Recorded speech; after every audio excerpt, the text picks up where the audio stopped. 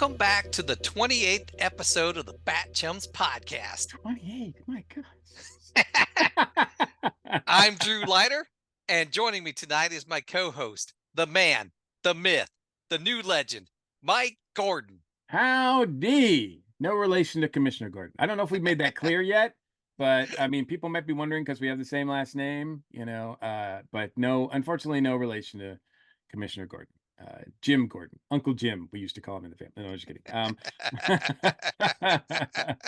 But I don't know if that's why Batman appealed to me a little bit more than some of the other heroes. I mean, Batman's Batman, so I'm not gonna say that this was a deal breaker, but having a main character having Batman's best friend have my same last name, I mean, I had to make some sort of impact with me. I'm sure it did. So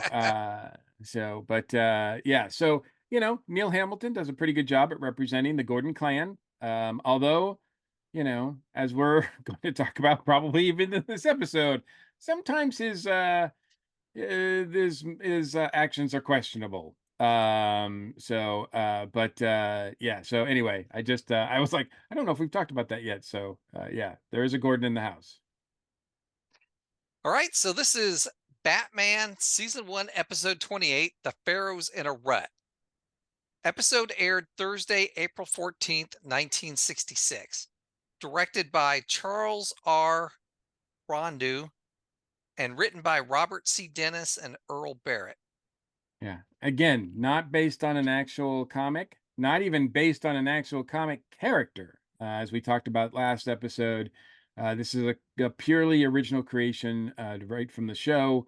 What it went. Now, I think last episode, I think I might have said something to the effect of I believe that I read somewhere that King Tut has the most appearances of any Batman villain on the series, and that's one thing that we can check as we're going along.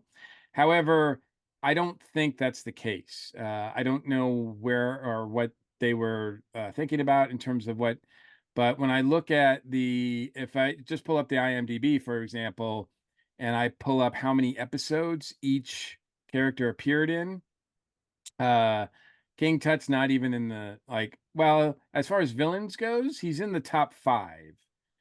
But he's not even close to being the number 1 bad guy or appearing in the most episodes. So, can you take a guess who is or do you want to wait until we're watching more episodes, or do you want to No, take a guess as to I'll who? take a I'll take a guess. I think it's the Riddler. Okay. Okay. Uh, that is actually incorrect. Well, yeah, that is incorrect for 2 reasons. One, that Frank Gorshin didn't play the Riddler every time. Oh, yeah, that's So, true. but in any case, even if he had, the Riddler does not appear in the most episodes. So, uh, it's a tie actually, a two-way tie, and it is between the Joker and the Penguin, who both appear in 19 episodes. Wow, So 19 episodes. That's a lot. yeah, so I don't know, and this is something that maybe I can't recall. I know in the movie, all 4 of them are in it together, Mhm. but I don't remember on the series if there's ever a team up between the main 4 or any of the 4 characters. So going forward, that would be kind of interesting to see. Also, I don't know if the others appear in like a smaller supporting role or even a cameo in some episodes. So, like just showing the Joker in jail or something like that, or something. I don't know if that happens, but in any case, it'll be something that we'll be exploring as we go on, as the show goes on, as I'm reviewing more and more episodes. But yes, according to IMDb, um, yeah, Burgess Meredith and Cesar Romero both appear in 19 episodes, and Victor Bono appears in 8 episodes as King Tut. So, Okay, so last episode, Bruce Wayne was captured and strapped into a stretcher. He was put back. He was put in the back of an ambulance and was being taken to King Tut's hideout. Now the stretcher rolls out of the back of the ambulance, and unfortunately for Bruce, he is rolling down the road out of control right towards a sign that states danger, road construction, 3,000-foot drop. Now, So, now, okay, I don't know. Sorry, but we've seen Bruce Wayne in danger before, and we've seen Bruce Wayne in feet first danger before. yes, hot feet. Hot feet, right? Exactly. But this might be the first time we've seen one of them in danger that didn't really have much to do with the planning of the bad guy. Right, because Bruce basically kind of got himself out of the back of that Yeah, ambulance. he's fine. Like he's escaped. Now he's just going to be falling to his doom if he doesn't like get the card under control. But this is, yeah, it's kind of interesting that this is like a death trap for Bruce Wayne, but it's not one that is actually put together by the villain. There will be one a little bit later, as you'll get to. So it's not like Batman gets completely, or even Bruce gets off the hook in this episode. But yeah, I did find it interesting. I'm like, wow, this is just random. Like this is, yeah, that Tut's not behind this cliffhanger, literally cliffhanger. All right, so first thing we need to do is we need to consult Magic Batman That we and see if do. That we and do. s- and see if Bruce Wayne makes it out alive. So here we go, Magic Batman. He looks so grim. That's because he knows it all. All right, Magic Batman, will Bruce Wayne survive a 3,000-foot drop? Is that what they say it is? 3,000? Or no, I said 3,000. It's 300-foot drop. Sorry about that, Uh, audience. I mean, it still kills you about the same, but Yeah. All right, Magic Batman. The evidence points to yes. guess he'll escape? What did I ask? Let's see. I think I Hey, said Batman has all the answers. Magic Batman has all the answers. He doesn't have control uh, over the questions. I think I said let me think for a minute. I said, will I think I said, will Bruce Wayne survive the well, I said 30,000, or I said it Yeah, keeps getting bigger, doesn't it? we won't know until I know. Man, you really want him to drop. Um, yeah, we won't know 300 until we foot can drop. we replay it, and we can't do that for a little while. So, and regardless, Magic Batman, he knows his stuff. So we'll say that Magic Batman knows that Bruce is going to be fine. Bruce Wayne crashes through the sign and heads towards the edge of the cliff. Seconds before going over, Bruce frees his hands. Grabbing onto the guardrail, Bruce pulls himself free of the stretcher. Bruce watches as the stretcher plummets down the cliff. Good job, Magic Batman. He knows all. He knows all. Back at King Tut's hideout, the villainous gang learns of Bruce Wayne's rescue by Batman on the evening news. Batman tells Commissioner Gordon and the audience that he is leaving Gotham to study in Alexandria, Egypt, at their ancient library. Can I just say too that I think it's really funny that the women would rather watch stock car racing. Yeah.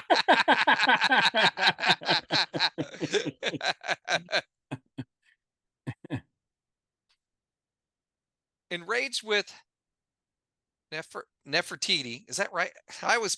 No, you got it. You got it. I You got got it it. right the Yes. first time. Yep. Nefertiti. Enraged with Nefertiti, feel yeah. Enraged with Nefertiti's feelings towards Batman, King Tut has her sent to the dungeon. Batman returns to the Batcave and tells Robin he is not going to Egypt.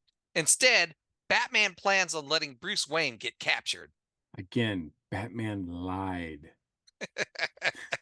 You know what? If I lived in Gotham and Batman made an announcement that was in all the papers and on TV, I wouldn't believe it. Because every time he does so, he lies.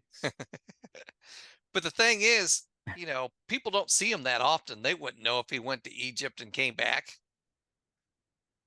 I guess. unless they saw him right away. Yeah. And I guess, uh, there's no such thing as a bat plane at this point because he said he has to get on a flight to go. Oh, yeah, that's true. He did say that, didn't he? Yep. So no bat plane. Aunt Harriet goes on a trip so she is safely out of harm's way. Batman and Robin plan a fake Bruce Wayne dummy who is sleeping on the couch. Holy taxidermy! Aunt Harriet comes back in the house because she forgot her book. The dummy fools her. She blows him a kiss and tells him sweet dreams. A policeman arrives at Wayne Manor stating that Chief O'Hara sent him to watch over Mr. Wayne. The officer shoots Alfred with knockout gas from the end of his baton. The officer unmasks, revealing one of King Tut's henchmen. He Can I shoots just Bruce. can I Yeah, go just say ahead. sorry about that, but can I just say that Alfred has gotten like a snootful of gas like on a couple of occasions now, and that gas, as we've talked about, does not look healthy. Like it looks pretty toxic. Good thing he took that antidote. Yeah.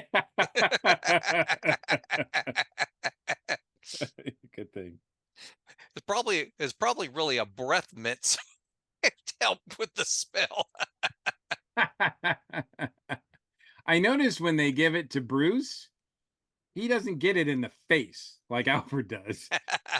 They kind of like put it like aside his head so that it just sort of missed somewhere else. But I'm like, yeah, because you're Adam West was like, yeah, you point that thing somewhere else. The officer unmasked, revealing one of King Tut's henchmen.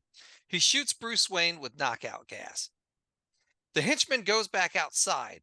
Alfred gets up because he has taken an anti-gas pill before the officer arrived. Quickly, Robin and Alfred replace the fake Bruce Wayne with Batman, covered up neatly under a blanket. The fake officer returns with two other henchmen. They quickly snatch Batman and take him away. In the Batcave, Robin uses the Bat scanner. In the Batcave, Robin uses the Bat scanner receiver to track Batman to the villain's hideout. Robin calls Commissioner Gordon and tells him to stand by. Batman's captives have a message from Anubis. What seems is what seems is not inside its bonds. The leopard has changed its spots. Not taking any chances, the henchmen hit their captive over the head with a stick. Pulling off the blanket, they discover Batman instead of Bruce Wayne. Two things. I don't know how the heck Anubis knows this. I was wondering that myself. I'm like, what? It Where'd is this note never come from? it is never explained how the bad guys get tipped off that it's not Bruce Wayne. Second of all, the henchmen do something it's probably the smartest thing I've ever seen a bad guy do yet on this show. Is that they're like they don't instead of like, just uncovering him or whatever, they they beat it in the head and then then they uncover him. And I'm like, and they don't know that they're actually knocking out the receiver, or the transmitter, as well as knocking out the victim. But still, I have never seen a henchman, and dare I say, I've seen very, very few Batman villains do something as smart as this. Like this is like it's the smartest thing I've ever seen a Bat villain do on this show so far. and the and the thing is, they'd already shot him with knockout gas, Yeah, but but they didn't want to take a chance. They're like, I'm nope, not they taking a sure chance. didn't. Bam, and I'm like, oh, that's good. That's good. Yeah, Tut's got some really good guys working for him. Yep. The other thing I noticed was here's another plan that Batman has hatched that goes awry. It seems like every plan he tries to enact goes awry some way. Never I goes according to plan. this is not a time where Batman was always like 12 steps ahead of everybody. I think that character came out of the 80s, maybe the late 70s comics. I don't know. I'd have to look at that. But certainly Batman of this time period, even in the comics and on the cartoons or whatever, he was good, but he wasn't like, he wasn't uber Batman, like that just knew everybody's moves like 10 moves ahead or whatever. So, I had and was prepared for any contingency. So anytime that Batman on this show is prepared for a contingency, it's because the writers have just written it that way. He must have got better playing that three-dimensional or four-dimensional chess. Yeah. King Tut has Batman, along with Nefertiti, endure the dreaded ancient Theban pebble torture, in which the victim is driven mad by stones dropped on their foreheads. Back at the Batcave, Robin receives a call from Commissioner Gordon. King Tut is willing to exchange Batman for $1 million cash to be delivered by Bruce Wayne. Locating their hideout, Alfred drives Robin in the Batmobile. Back in King Tut's dungeon, Batman and Nefertiti sing Twinkle Twinkle Little Bat. How I wonder where you're at. And I believe that's an Alice in Wonderland poem. I died laughing when they were singing that because it was freaking hilarious. Oh, it gets better. It's about to get way better, Drew. King Tut has both his prisoners brought back to the throne room and their vases smashed open. He orders his new slaves to dance to bat music for his amusement. Both Batman and Nefertiti, Yeah, there you go. both Batman and Nefertiti comply. Batman dances for a bit and then I punches. I had no idea that the Bat-2C showed up again. I know, I didn't either. I I don't thought think it was only in that one episode. I thought, like, yeah, I had no idea. Like when they started dancing and Adam West is going for it in this, and I'm like, wow, I don't recall this at all. And yeah, it was glorious, very glorious. And I guess at the time that they were filming this, the first couple of episodes actually aired. So the Batusi, everybody was talking about. So I think they incorporated it into the episode just because at the time it was a hot thing because it had just America had just seen it for the first time. Batman dances for a bit and then punches two of Tut's henchmen. Batman tells King Tut he fooled him. Batman kept his reason by reciting the multiplication tables backwards. Batman starts battling the henchmen with a sword. Robin shows up and joins the fight. When the henchmen are defeated, King Tut is gone. Batman and Robin race outside to find the Batmobile gone and Alfred roughed up. Batman and Robin chase after Tut in his truck. Unable to catch up to the Batmobile, Batman contacts the Batcave. He turns on the voice control Batman. No, he turns on the voice control Batmobile relay circuit. Batman orders the ejection seat to fire. It doesn't work due to equipment malfunction. Suddenly, King Tut returns driving backwards. He passes by the truck and then gets behind it. Using the bat beam, King Tut intends to destroy the truck. Batman, Robin, and Alfred scramble out of the truck. When King Tut hits the fire button, the ejection seat goes off. King Tut gets up and pulls a gun on Batman, but Batman punches him unconscious. Back at police headquarters, King Tut wakes up on the couch. He realizes he's going to be late for class. Somehow he's been cured and become the professor once more. Yeah, I think for those of us who grew up on 60s, 70s, 80s television, I don't know, it might still happen from time to time, but certainly around that time, I really thought of two things were going to be more impactful in my life and occur in great abundance in my life. One was that I was going to be caught, or I was going to be around someone who stepped in quicksand. It seemed like that was happening to everybody, and I'm surprised we haven't seen that yet in Batman. And the other thing was that I was going to get knocked on the head at some point and have amnesia, and it would the only way I could be cured is if somebody else knocked me on the head again, or if I got knocked on the head again. So and to that point, I think we talked about it, and I don't recall seeing this episode as a kid, these two episodes. I don't even really strongly recall seeing them when I did my rewatch or watch of the whole series a few years ago. Not specifically. However, if you were to ask me prior to last week's episode, when I think of King Tut as a Batman villain, what scene pops into my head?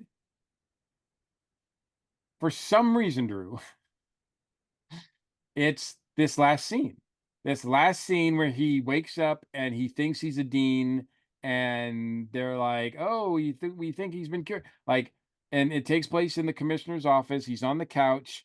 And that whole sequence I remember distinctly, and that's like one of the that's one of the first sequences that comes to my mind, which is weird because Batman does the Batusi in this episode. Why don't I remember that?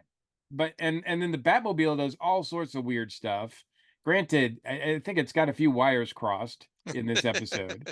But then again, that could be King Tut's fault because I'm assuming that to start the car, to start the Batmobile, as we've seen the Riddler do, you have to rewire it.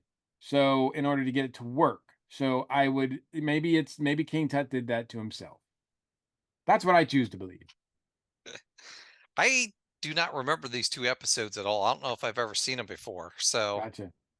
What but did you I did think? What did you enjoy them. think? What do you? Wait, I was going to say, what did you think of? I mean, it's a little different. There's some stuff that goes on here that's not your standard Bat plot. You know, I enjoyed them. So, King Tut's a different kind of villain than Riddler, Joker, or Penguin. how so? Um, I just, I don't know. I just felt like he was a little different. Maybe because that's a good question. Well, Because I mean, I honestly don't know the reason why I feel that way. I just feel like he is a little different. I mean, he's got an origin story that makes him not as culpable. Like when Batman punches him, you're kind of like, oh, because at the end of the day, I mean, I mean, if King Tut was going to run rampant, he would be a jerk and he should be stopped at all costs. But beneath it, it's a guy that this is not a guy who purposefully turned to crime. You know, he got caught up in one of those, college riots in the 60s, and got knocked unconscious and thought he was a pharaoh of what his studies. Right. So he's just Basically, acting the way he thinks a pharaoh would act. And granted, those Egyptologists out there, archaeologists, those people who know their history. Look, I don't even know my Egyptian history that well, but I can tell you there's like don't take anything in this as serious. I mean, they don't even really know what a sphinx is in this. Like the statue that they call a sphinx is not a sphinx. no. So, but Victor Buono sells it. I mean, he's fun to watch. My partner Michelle enjoys watching these, and she watched this one with me, and she was amused because one of her favorite shows growing up as a kid was Wild Wild West, and Victor Bono played a heavy in that, I guess, a lot. And so, sorry, I don't mean to use that term. But he played a bad guy in that, I guess, or a guy of at least questionable morals, and he was always, I guess, fun in that show too. So. I've seen various movies that he's been in. I think most famously, he's in one of his first movies. I think is Whatever Happened to Baby Jane, and he's amazing in that. He's a great actor, and he's perfect for this show. Agreed. Um, so as I pointed out in the beginning, King Tut will appear again, um, and we'll save most of our discussion for when we encounter him again regarding that. But he doesn't appear in the comics for quite some time due to legal issues or whatnot. So, but he does finally make an appearance, I think, in I have it written down here. I think it's Batman Confidential, an episode of that. Um, Batman Confidential number 26, which was in 2009. So he makes his comic book debut in 2009. Oh, wow. That's Um, pretty modern. Again, DC, if you're interested, if you're hiring, the Zeus Tut Wars, I would love to write that story. Please let me write Maxi Zeus versus King Tut series. Please, that would be.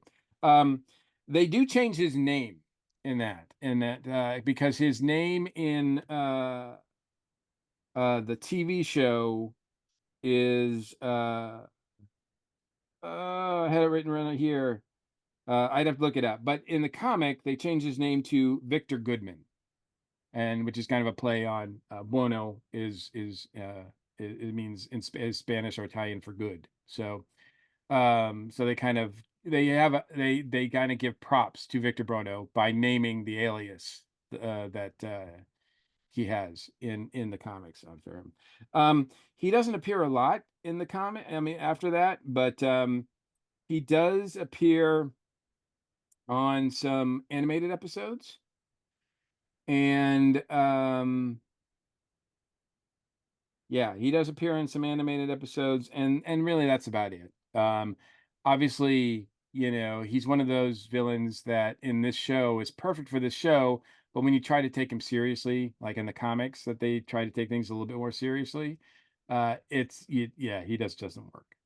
Plus, I mean, he's not somebody you can trademark because he's a historical figure that's in public domain. So but I think it's really, really fun. I think the interplay that he has. I think this is the first time we see one of the malls get like just so displeased the bad guy that he actually starts torturing her. And that was pretty interesting to see. Um, the scene between Alfred and Robin, when they're I love the fact that, Robin's like, we have to go get him, and Alfred's like, whoa, whoa, whoa, slow your roll, kid. You can't drive, right? You can't drive the Batmobile. And without even missing a beat, Robin just goes, but you can. Yep. I was disappointed we didn't get to see Alfred driving the Batmobile actually, Yeah, but I yeah. know I know I've seen him drive the Batmobile before, so it's gonna come up at some point. This Alfred, even though he doesn't seem, as of yet, extremely competent in the role, uh, I mean, he's competent as a butler, but as a crime fighter, he does seem enthusiastic. Like he never says, "I don't want to do this." Instead, he seems like to get a little thrill out of being asked. But in this one, it's kind of rough. I mean, he takes a snoot full of bad gas, like bad looking gas, and then later on, he gets roughed up by the guy, by the henchman, and that's like, I mean, that's no fun. And then he has to get, after being roughed up, he has to get sandwiched in between Batman and Robin in a truck. So like, and nobody was wearing seatbelts there because this is way before the. Well, actually, that was one thing that the Batman show did do, and we've already seen it. They've started to promote, hey, use your Yep. seatbelt. So Yep. I don't know if anybody was using their seatbelt in the truck. I didn't really pay attention, to be honest with you. So uh, Most likely they weren't. probably not. But it's really good stuff. I think that's all I've got covered in my notes for this one. So I know. Do you have any other notes? Oh, one last thing, a bit of trivia. The guy who plays the actor who plays the newscaster in this episode, his name is Olin Sol. I think I'm pronouncing that right. It might be Soleil. So sorry, I don't think I've ever heard his name pronounced. I've only seen it. But he was the voice of Batman on the animated series from the Oh, 60s. really? Yeah, from the 60s up and through the 80s. In fact, he did it all the way through Super Friends. He was the voice of Batman all the way through Super Friends until Adam West came in to do the voice of Batman. Huh. So prior to this series, whenever you thought of Batman and you heard the voice, it was always Owen. So I didn't know that actually. I didn't recognize the voice as the newscaster, and that was just something I read and picked up on, and I thought that was kind of cool that he had a connection with Batman in this way. That's pretty cool. So, All right. anything else? Nope. All right. Well, that wraps up another episode. Did you have a shout out, Mike? I do have a shout out. I've been recently involved. This earlier this year, I was involved with a project that was really fun to participate in. the Kickstarter, the crowdfunding is long since over, but you can still get this book. So I definitely recommend checking it out. It's from Mechanoid Press, and the editor of that company is James Palmer, and he put a call out for books regarding Lovecraft and mix it with a Southern flair. So he called the book Southern Fried Cthulhu, and he asked a bunch of people if they would invited a bunch of people to participate, and I was lucky enough to. Usually, Lovecraft's not my thing, and I'm not Southern. I know people can probably tell as they're listening to us or watching this. But I have lived in Georgia for over 30 years now. I have lived just outside of Atlanta for over 30 years, if that qualifies me for anything. But I had the idea once I heard the concept. I had the idea of what if H.P. Lovecraft had written an episode of the Dukes of Hazzard. So that stuck with me, and so that's exactly what I did. So I have a story in there called The Dukes of Azaroth County. Azaroth is a elder god figure in the Cthulhu mythos, so it's just kind of fit right in. And I had a lot of fun. I had a lot of fun with it. It is Lovecraftian, but it also is a little tongue in cheek. But if you know the Dukes of Hazzard, if you enjoy a satirical look at Lovecraft and Cthulhu, then I think my story will be right up your alley. It certainly is as fun as I don't know. Yeah, I'm not saying that after we finish Batman, we should do a Dukes of Hazzard podcast or anything, but and go through those episodes. But anyway, there's some really awesome talent on here too. Dan Jolly is in this. Jessica Nettles, Mark Finn, Bernadette Johnson, Darren Bush, good friend of mine. Michael G. Williams, and a bunch of others. The beautiful cover by Jeffrey Ray Hayes. It looks like it is going to be an amazing project once it's published. And as of this recording, the Kickstarter has been funded, so it will be published. And so it should be available wherever you find books and southern style books, deep fried and Lovecraftian in nature. So it's a really fun project to be part of. I thank James and I thank Mechanoid Press. So look for that wherever you get your books. That's awesome. I wonder if it's the same James Palmer that was at Indiana Comic Con. I saw he had a booth there. Might be. I mean, he does get around to do some shows. He is a writer of note. He has put out some pretty good books. I have read a few of his. I have a lot of respect for him. I've known James for a number of years now, and he's a good guy. And I'm glad to finally be working on a project with him together. So hopefully this will, I mean, depending on what else he's done. We've already talked about maybe doing some more collaborations. So Awesome. he's good. All right. And for my shout out, I'm going to shout out about the Acolyte, the new Star Wars Yeah, that's right. series on I have not Disney seen that yet. Plus. I have not I got seen I that got yet. to watch the first episode last night. I was very excited because Carrie Ann Moss from The Matrix was playing a Jedi in it. So I was excited to see her in it, and I wasn't disappointed. Do you like all the Star Wars shows? Oh yeah, I mean, I haven't seen. I know, being such a big Star Wars fan, I haven't watched all the shows, but I've watched a lot of Star Wars stuff, and I've read some of the books and stuff like that. But some of my favorite Star Wars stuff right now is The Mandalorian, and I really like this new series. At Good. I'm least the good. first episode, anyways. So, Gotcha. I am eager because to check it out. one of the things I like about it is because it's in the old Republic and it's about the Jedi and stuff. So Yeah, this one takes place it's way, way before like even the prequels, right? yeah, so it feels newer and fresh, not like we're not rehashing stuff like some of the other stuff has done. Gotcha. So Gotcha. that's why I was excited about it. Cool.